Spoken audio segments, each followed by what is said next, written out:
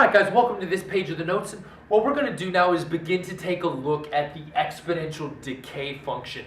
And the only difference here is now what's going to happen, it'll have the exact same form, right? Y equals b to the x, but now that base, that value of b is going to be a number less than 1. It's going to be a fraction or a decimal. And what that'll do is just one very simple thing.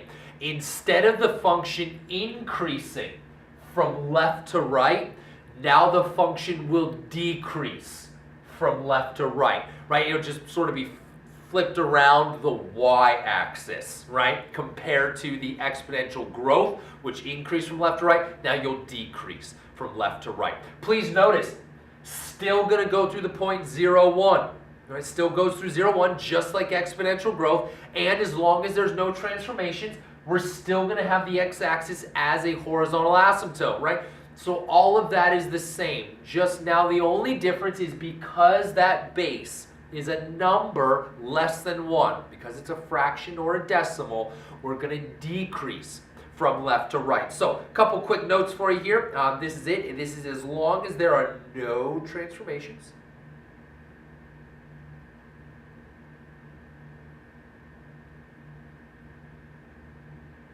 As long as there are no transformations, which means a is equal to 1, h is equal to 0, and k is equal to 0. As long as there's no transformations, these things are going to happen, and here they are. Oh, sorry, I apologize. That's my highlighter, not what I wanted. Slide up a little bit. There we go. You're going to decrease from left to right. The x-axis is still going to be your horizontal asymptote, which means it's a line that you approach but never touch. You definitely don't cross, all right? If you touch it when you draw your graph, I'm okay. You're free-handing these. I touch the x-axis when I graph it. Just do not cross the x-axis. Don't dip below your horizontal asymptote. And as always, it's got to pass through the point 0, 1, as long as there are no transformations. So let's just go ahead and jump right into these. Just keep in mind, as long as that base is a fraction or a decimal, it's going to drop the opposite direction. So here we go. I got a first one for you right here. Let's see what this guy's going to look like.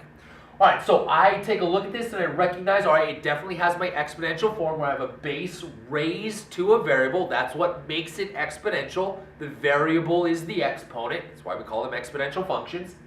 And my base is 1/3, which is a fraction. So I know before I do anything, I'm going to go through the point 0, 1. There are no transformations. The x-axis is going to be my horizontal asymptote. And because my base is a fraction, it's going to decrease from left to right. We'll do this the exact same way we did the last problems, or the same way we did the exponential growth problems. You set up a table. Choose some values of x. Use your calculator. Just don't fat finger something. Watch your order of operations, and you'll get yourself some points that you can plot. Connect the dots, and you're all done. Okay. For this particular problem, we'll go ahead and do -3, -2, -1, 0, 1, 2, and 3. And let's see what we wind up with. Again, you just want to use your calculator. I did a couple of these here. I got a calculator right here. If I do 1/3 raised to the -3, I get 27. And of course, that's too big to graph on my coordinate plane, so I'll leave that one out. If I do 1/3 raised to the -2nd power, I get 9. That'll fit. I can fit that. 1/3 raised to the -1, your calculator should give you 3. 1/3 raised to the 0 power, anything to the 0 power is 1. And so, like I said, without transformations, we're always going to get that point 0, 1, and there it is. 1/3 raised to the 4th is, of course, 1/3, which would be 0.33 repeating, or 1/3. 1/3 to the 2nd power is going to be 1/9, or 0.11 repeating. And 1/3 raised to the 3rd power would be 1/27, or 0.037. That's a really tiny number. I probably won't try and graph that one, but it's essentially 1/27. Okay, Now, I'll point this out real quick. If you go back in this set of notes, go back a couple of pages to the problem where we graphed y equals 3 to the x power.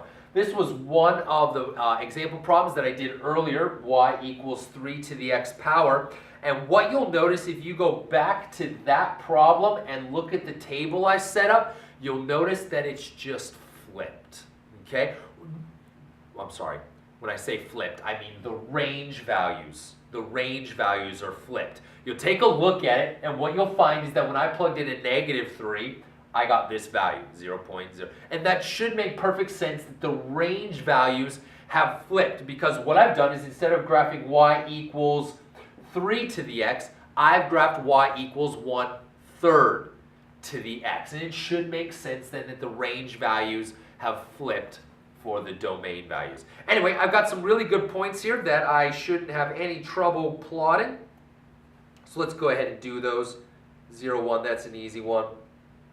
-1, 3, that's not bad. That's pretty good. I can get a couple more in here. I got 0.3, I got 0.1.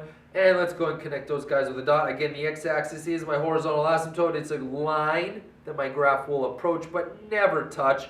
I actually did a pretty good job of not touching it there. That's really awesome. If you do touch it, again, not that big a deal. Just do not cross that horizontal asymptote.